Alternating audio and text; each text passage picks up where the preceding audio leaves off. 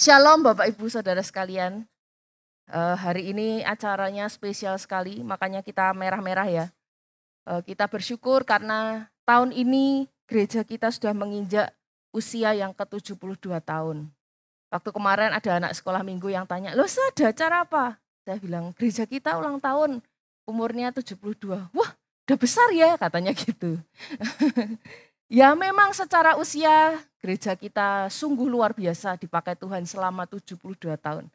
Dari generasi ke generasi kita bersyukur kepada Tuhan. Nah, maka hari ini kita akan merenungkan firman Tuhan bersama-sama dan kiranya kita sungguh-sungguh bisa bertumbuh di dalam kebenaran firman. Saya mengajak kita sekalian untuk merenungkan sebuah tema yang sudah saya gumulkan selama beberapa minggu belakangan ini. Saya memberikan tema saya akhirnya putuskan dengan bulat, yaitu melayani dalam anugerahnya. Satu tema yang saya baca dari sejarah gereja kita memang begitu. Dan saya juga membaca firman Tuhan dan saya juga melihat 1 Timotius 1 ayat 12 hingga 17 yang kiranya bisa menjadi berkat bagi setiap kita. Kita akan bersama-sama membacanya. 1 Timotius 1 ayat 12 hingga 17 kita akan membacanya bersama-sama. Bapak Ibu boleh menyimak baik di dalam Alkitab maupun di layar LCD. Kita akan membaca bagian ini menjadi landasan firman Tuhan pagi hari ini. Saya akan bacakan buat kita semua. LAI beri judul Ucapan Syukur atas Kasih Karunia Allah. Aku bersyukur kepada Dia yang menguatkan aku, yaitu Kristus Yesus Tuhan kita. Karena Ia menganggap aku setia dan mempercayakan pelayanan ini kepadaku. Aku yang tadinya seorang penghujat dan seorang penganiaya dan seorang ganas, tetapi aku telah dikasihaninya. Karena semuanya itu telah kulakukan tanpa pengetahuan, yaitu di luar iman. Malah kasih karunia Tuhan kita itu telah dikaruniakan dengan limpahnya kepadaku dengan iman dan kasih dalam Kristus Yesus. Perkataan ini benar dan patut diterima sepenuhnya. Kristus Yesus datang ke dunia untuk menyelamatkan orang berdosa. Dan di antara mereka akulah yang paling berdosa. Tetapi justru karena itu aku dikasihani, agar dalam diriku ini sebagai orang yang paling berdosa, Yesus Kristus menunjukkan seluruh kesabarannya. Dengan demikian aku menjadi contoh bagi mereka yang kemudian percaya kepadanya dan mendapat hidup yang kekal. Hormat dan kemuliaan sampai selama-lamanya bagi Raja segala zaman, Allah yang kekal, yang tak nampak, yang esa. Amin. Demikian pembacaan firman Tuhan. Bapak Ibu jemaat sekalian, firman Tuhan bagian hari ini ditulis oleh seorang bernama Paulus. Paulus dulunya bernama Saulus, seorang yang luar biasa pandai. Dia seorang yang sangat cakap di dalam penguasaan kitab suci. Kalau kita sekarang hafal ayat 1 aja, butuh bermenit-menit ya. Tetapi pada waktu itu Paulus atau Saulus sebelumnya namanya, dia bisa menghafal seluruh kitab Taurat dan bahkan sampai butir-butirnya. Bagian-bagiannya yang kecil-kecil gitu ya. Dia sangat menguasai hal itu. Maka bisa dibilang orang ini adalah polisinya hukum Taurat. Kalau ada pelanggaran, wah dia paling depan. Dia akan maju. Oleh karena itu bagi Saulus dan kumpulannya, Yesus dan berita Injil yang diberitakan oleh para rasul itu adalah ajaran sesat. Yang tidak cocok sama hukum Taurat yang mereka pikir atau yang sesuai dengan apa yang mereka pahami selama ini. Apa yang Tuhan Yesus ajarkan, pribadi Tuhan Yesus itu dianggap sebagai sesuatu yang menyimpang, gak cocok.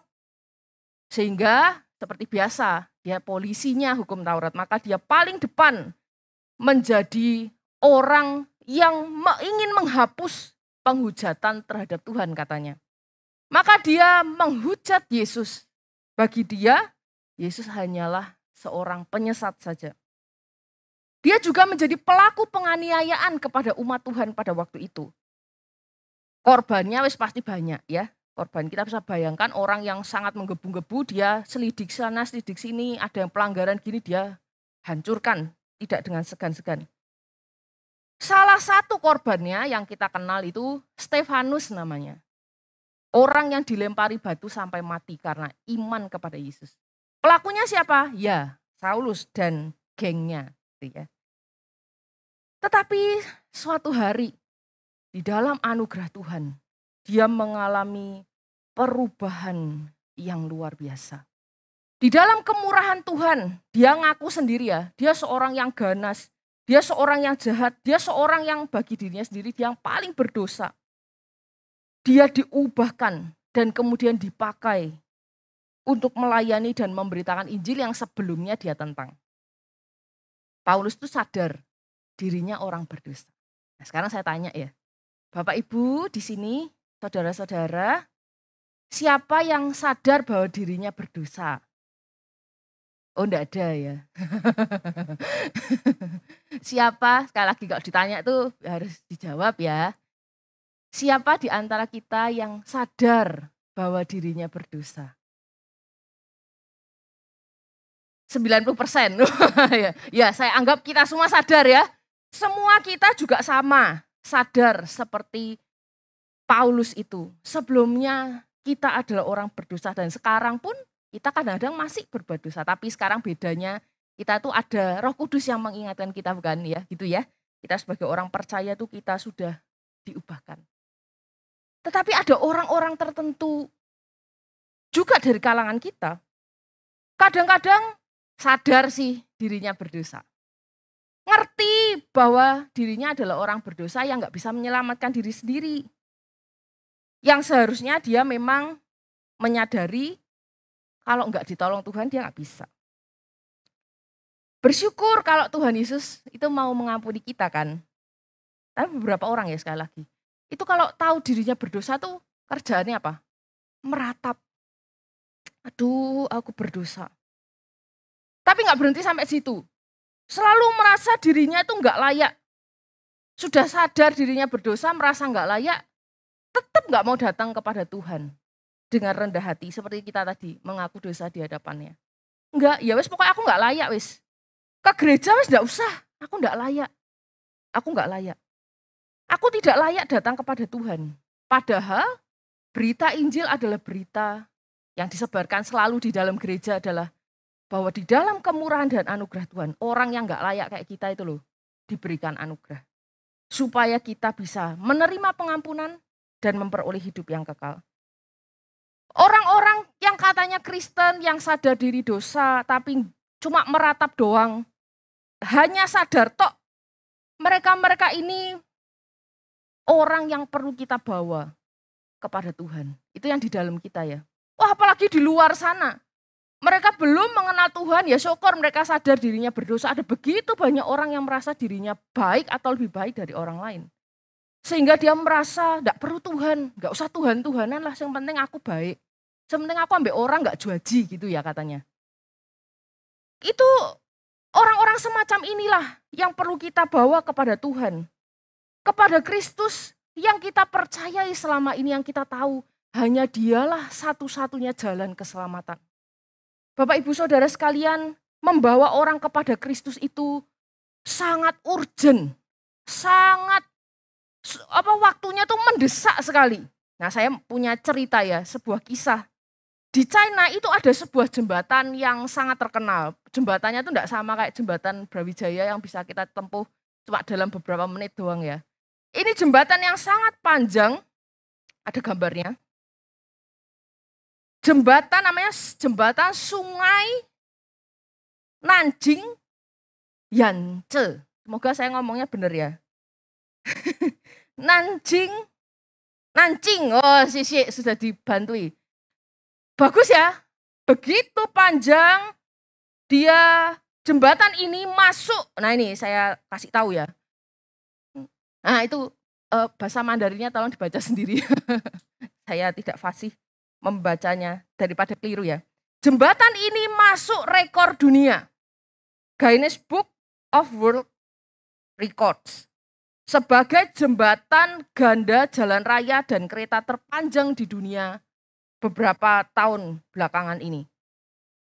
Tapi rekor yang lebih istimewa lagi, selain dia itu panjang, jembatan ini adalah jembatan yang menempati rekor cukup tinggi sebagai tempat bunuh diri di dunia ini. Lebih banyak orang yang lompat dari sana untuk bunuh diri ketimbang jembatan-jembatan yang lain, termasuk Golden Gate di San Francisco. Yang pernah ke Amerika, saya belum pernah, nanti tolong diajak ya. Golden Gate itu jembatan juga yang sangat terkenal. Di sana juga banyak orang yang terjun bunuh diri. Tapi sungai ini, jembatan ini yang paling banyak mengalahkan rekor di jembatan-jembatan yang lain. Kemudian ada seorang di sana bernama Chen Xi, seorang pria biasa, bukan polisi, bukan apa ya, orang biasa. Dia melakukan sebuah aksi. Dia lihat di sepanjang jembatan yang megah dan panjang tadi. Supaya ada orang yang mungkin meratap, mungkin ngelamun di pinggir jembatan. Dia langsung deketi, ya, dia deketi, kemudian dia ajak ngobrol. Dan gak jarang dia juga tepuk-tepuk pundaknya, dia kasih nasihat. Gitu. Dia gak peduli rumahnya tuh jauh, rumahnya dari jembatan ini sekitar 20 km, ini catatan beritanya ya. Kemudian dia gak peduli juga mau hujan, mau panas, mau musim apapun, dia tetap rutin datang ke sana.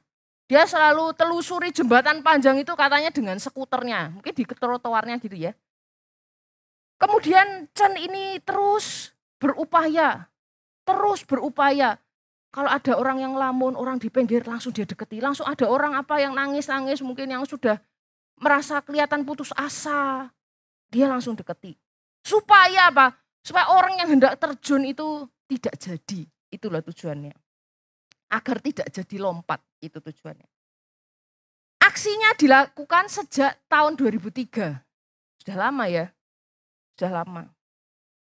Dia catatan berita itu sudah 400 orang lebih dia selamatkan supaya enggak jadi terjun di sungai tadi. Bapak Ibu Saudara sekalian, saya kemudian tertarik sekali sama kisah ini. Kok ngapain ya? Dia kok mau repot untuk datang ke jembatan yang jauh dari rumahnya. Dia repot nyelamatin orang yang dia nggak kenal. Dia kok repot-repot buang waktu. Kalau orang ngomong, apalagi orang Chinese itu kalau sama uang kan, wow, kayak time is money gitu. Tapi dia relakan waktunya dengan rutin untuk datang menyelamatkan mereka. Ternyata Bapak Ibu jemaat sekalian, dia ngomong, saya itu pernah jadi salah seorang seperti mereka, katanya. Ini loh ternyata alasannya, dia itu pernah menjadi salah seorang yang pengen terjun juga di jembatan sungai yang megah tadi. Dia pun pernah merasa putus asa. Tetapi entah bagaimana memang gak diceritakan di dalam artikel itu, kemudian dia akhirnya mengurungkan niatnya dan dia tetap hidup. Bahkan dia mau melakukan, menolong orang-orang itu, 400 orang lebih, mungkin sekarang sudah lebih lagi ya. Itu untuk menolong mereka tidak terjun di dalam keputusasaan mereka. Jemaat sekalian, dia rela karena dia pernah mengalami. Itu yang harus digarisbawahi. Nah, saat ini kita juga pernah merasa berdosa kan? Kita ini pernah merasa hidup kita itu ya madesu. Mungkin di antara kita juga pernah merasa putus asa. Atau bahkan mungkin di antara kita ada orang-orang yang berusaha pernah mungkin ada niatan bunuh diri. Udahlah, hidup di dunia ini susah, tak mati aja. Mungkin ada yang seperti demikian, saya nggak tahu. Biasanya orang seperti ini lebih tertutup ya, nggak pernah cerita sama orang. Tapi mungkin ada, karena membayangkan persoalan hidup dan masa depan yang terlihat suram. Nah, suatu hari kan kita pernah ya mendengar Injil keselamatan, lalu kita tahu ada Yesus yang menjadi juru selamat kita. Ketika Yesus menyelamatkan kita, kita mengaku dia juru selamat kita. Kita itu diangkat menjadi anak-anak Allah, bukan? Lalu kita sekarang punya Bapa yang baik nih. Punya Bapa yang baik, yang rela menyerahkan anaknya menjadi korban bagi kita. Dia mengasihi kita. Dia berjanji bahwa dia akan memelihara hidup kita. Kita ini dikasihi lebih dari burung pipit, dari bunga bakung katanya. Dia Bapa yang baik yang tahu memberikan apa yang baik buat kita anak-anaknya. Dia tidak akan memberikan batu kalau kita minta roti, firman Tuhan yang kemarin kan. Tidak akan memberikan ular ketika kita itu minta ikan. Bahkan kadang-kadang kita mungkin nggak tahu, kita tuh doa ngerengek-ngerengek sama Tuhan. Kita ternyata minta ular. Kita ternyata itu yang kita minta itu batu. Tuhan nggak akan kasih. Kita mau golong-golong doa seperti apapun, Tuhan nggak akan kasih. Sebab dia akan memberikan yang terbaik buat anak-anaknya. Nah bagi kita di dalam Tuhan, yang sudah dilingkupi oleh anugerahnya, kita tidak lagi punya masa depan yang suram. Tidak ada madesu lagi bagi kita. Kita tidak akan lagi putus asa seperti sebelum kita mengenal Tuhan sebagai Tuhan dan Juru Selamat kita. Lah kita ini sekarang melihat ada orang lain yang putus asa. Melihat ada orang lain yang masih hidup di dalam dosa. Mereka masih cari-cari kepada siapa ya hidupnya itu bisa digantungkan. Kepada siapa ya bisa berharap. Ada begitu banyak orang yang belum tahu. Mereka datang kepada siapa. Masa kita diem aja? Apa yang harus kita lakukan? Bukankah kita harus ngomong, aku loh sudah ngalami. Aku sudah ngalami. Tak kasih tahu ya, gini tentang Yesus.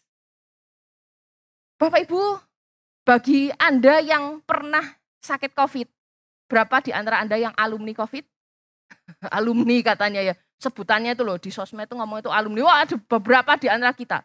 Kalau kita pernah COVID gitu ya, lalu ada orang lain nih juga sakit. Biasanya apa yang kita lakukan? Sejarno ae. Biasanya enggak ya.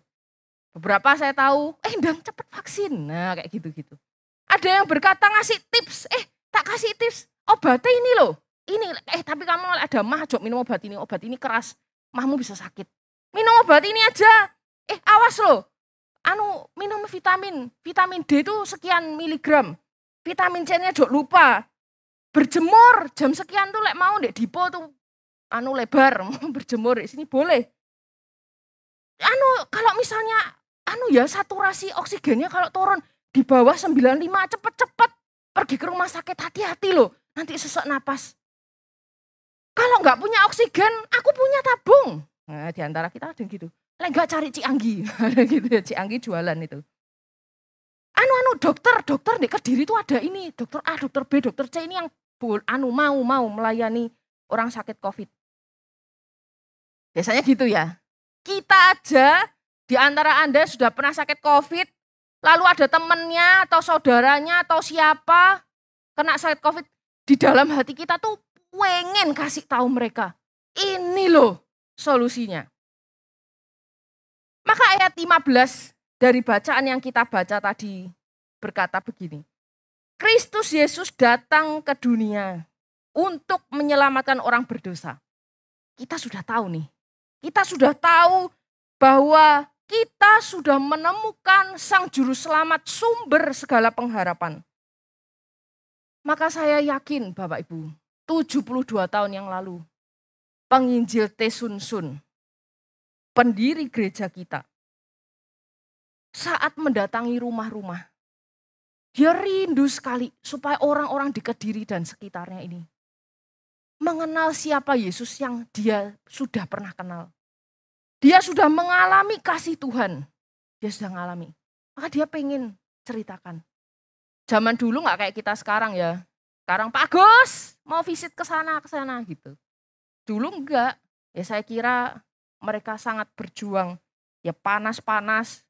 Mungkin juga kesulitan ini dan itu. Bapak Ibu sekalian, 72 tahun yang lalu beliau ini memberitakan Injil dengan setia. Beliau juga mendoakan supaya Tuhan itu membuka hati orang-orang yang dia telah sampaikan Injil kepada mereka. Lalu saya dengar, saya belum pernah ketemu ya beliau ini. Gimana wong beliau meninggal saya belum lahir kan gitu. Tapi saya mendengar kisahnya. Beliau ini kalau doa itu bukan 5 menit kayak kita doa syawat suwe mentoh, enggak gitu ya. Beliau itu kalau berdoa berjam-jam, panjang berdoanya. Mendoakan nama-nama jemaat yang dia rindukan. Bisa sungguh percaya kepada Tuhan. Jemaatnya waktu itu memang cuma sedikit. Dia juga mendoakan orang-orang yang dia rindu bisa kenal Tuhan di dalam hidup mereka. Nggak gampang loh itu.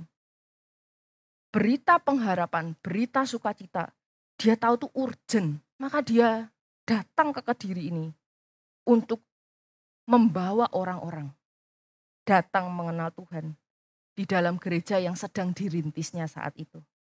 Sehingga mereka kenal Tuhan. Bapak Ibu Saudara sekalian, kerinduan ini luar biasa dijalani hari demi hari oleh penginjil Tisunsun. Tapi kita bisa membayangkan sekarang, kita sekarang di gereja yang telah didirikannya 72 tahun yang lalu, di masa modern ini. Ada banyak orang yang keliru dikira gereja itu adalah tempat di mana orang suci berkumpul. Benarkah? Orang suci semua ya? Baik-baik semua orang gereja itu. Ya, itu sebenarnya anggapan yang kurang tepat. Sebenarnya gereja adalah tempat orang berdosa yang diselamatkan oleh anugerah Tuhan, yang dikumpulkan, diubahkan sedikit demi sedikit, sehari demi sehari. Ya memang ada orang yang radikal langsung berubah 180 derajat ya ada. Contohnya Saulus tadi. Tetapi sebagian besar di antara kita itu berproses. Kita sedang berproses. Gereja itu sebenarnya lebih mirip sama bengkel ketimbang sama dealer mobil. Kalau bengkel itu adalah tempat mobil-mobil yang ada masalah, ada problem rusak. Tapi kok dealer itu yang kita bayangkan dealer itu apa? Mobil baru-baru, mulus, kinclong, nggak ada cacatnya kan gitu. Gereja adalah bengkel sebenarnya. Gereja adalah tempat orang-orang yang diperbarui dari hari ke hari oleh anugerah Tuhan. Maka nggak usah heran ya kalau di gereja itu ada persoalan ini, persoalan itu. Ada gesekan sama si A sama si B. Nanti hamba Tuhan, relasi sama temannya hamba Tuhan tuh nggak bagus. Di sini nggak kok, aman. Hamba Tuhan sama majelis hamba Tuhan dengan jemaat. Nanti majelis sama majelis dengan hamba Tuhan, majelis dengan jemaat. Jemaat dengan hamba Tuhan, jemaat dengan majelis, jemaat dengan jemaat, kayak gitu. Atau dengan siapalah di dalam gereja ini. Bisa saja itu terjadi gesekan. Nah kita sama-sama sedang diperbaiki kok. Itu hal yang sangat wajar. Ada yang sudah mendingan, ada yang masih rusak. Ada yang sudah baik, makin sudah bertumbuh, ada yang masih maju mundur. Ya situasi kita memang seperti itu, orang-orang yang masih di dalam proses. Marilah kita saling tolong menolong satu dengan yang lain. Tadi ayat firman Tuhan, tolong menolong, bertolong-tolongan satu dengan yang lain untuk kita memperbaiki diri hari ke hari di dalam kebenaran firman Tuhan. Menuntut orang lain di dalam gereja ini untuk sempurna itu bikin kita bakal kecewa. Sekali lagi, ini kumpulannya orang berdosa yang dikumpulkan di dalam anugerah Tuhan untuk berubah dari hari ke hari. Lebih tepat kita itu menerima satu dengan yang lain, itu lebih tepat. Bukan berarti membiarkan kalau ada yang jatuh dalam dosa dijarno, bukan. Tapi kita saling menolong mereka yang sedang jatuh untuk bangkit kembali, bertumbuh ke arah Kristus. Kita kadang gak sabar lihat teman kita, aduh dosa lagi diomongi angel gitu ya. Tapi Alkitab tadi, bacaan tadi kita bisa lihat bahwa Kristus saja begitu sabar kepada kita, orang berdosa ini. Bapak Ibu, saudara sekalian, dalam memperingati momen 72 tahun gereja kita. Saya waktu baca-baca, tadi Bapak Ibu juga sudah sempat lihat ya, secuplik kisah di 72 tahun yang lalu bagaimana karya Tuhan di dalam gereja ini. Saya sangat mengagumi penginjil Tisunsun. Bapak Ibu yang pernah bertemu, pernah melayani bersama pasti punya perasaan yang sama. Saya aja belum pernah bertemu sama beliau. Selama 33 tahun jadi gembala di GKT Kanan Kediri, beliau meninggal 15 November 83. 10 hari sebelum ulang tahun ke-33 gereja. Saya melihat beliau begitu dipakai Tuhan. Saya juga kagum mendengar kisah-kisah dari pendahulu-pendahulu kita. Ada mamanya Bapak Ikwang yang saya sering dengar. Ada juga mertuanya Bapak Akian yang saya juga dengar beliau adalah para pendahulu kita tua-tua ya di gereja kita. Ada juga mamanya Ibu Joling, Budi Sabar itu katanya juga para perintis di awal-awal gereja ini. Ada juga Mak Lea, mamanya Lo Susiume. Saya juga kenal Oma Ling'i yang sering cerita ke saya. Meskipun beliau sudah agak lupa-lupa, tapi dia sering cerita karya Tuhan melalui gereja ini. Tapi saya lebih kagum dengan karya Tuhan melalui gereja ini. Karya Tuhan di dalam anugerahnya bahwa orang-orang berdosa datang ke gereja ini. Dilayani. Semula cuma 8 orang kemudian jadi ratusan kayak sekarang. Kalau di data sekarang ya ada 400-an jemaat. Tapi yang datang ya cuma kita-kita doang. Biasanya kan kita 2/3. Wah yang lainnya mana ya? Ya nanti tugas kita bersama cari ya. Teman-teman kita yang terdata itu mana semua? Ya itu jemaat kita sangat banyak. Oh ya saya waktu baca kisah sejarah gereja, saya menemukan satu bagian yang membuat saya terus belajar beriman dan bersyukur. Khususnya di dalam pembangunan gereja. Suakian dengerin ya. Dan seluruh panitia pembangunan. Soalnya ini beri kita semangat. Nah, pada awal saat penginjil Teh Sun Sun melayani di Kediri, beliau itu tidak mempunyai tempat untuk melayani. Tidak ada gerejanya. Nah ini yang perlu kita simak bersama. April 1950 beliau itu pinjam sebuah ruangan atau bilik dari bambu dan atapnya itu rumbia, godong ya, atapnya itu cuma daun doang. Sudah jelas kalau kita ibadah pas musim hujan kayak sekarang, kita ibadah sama dengan hujan-hujan, pasti basah kok ya. Beliau terus berdoa memohon kepada Tuhan. Lalu Tuhan menjawab doanya. Doanya itu dijawab suatu kali ada seorang bapak namanya Yap Bocu. Bapak Yap Bocu itu siapa? Saya juga nggak tahu. Siapa orangnya nggak tahu ya. Pokoknya sejarah ini mencatat sebuah nama yang berjasa untuk mendapatkan sebuah tempat di Jalan Yosudarso 120. Sekarang jadi tempat ibadah kita yang kita cintai, Yosudarso 142. Yang sekarang sudah dibangun ya untuk dijadikan gereja. Proses waktu itu tahun 1950 tanggal 25 November itu resmi menjadi gereja ya. Kayak makanya kita sekarang rayakan di tanggal 25 November sampai hari ini. Tempat itu semula itu disewa.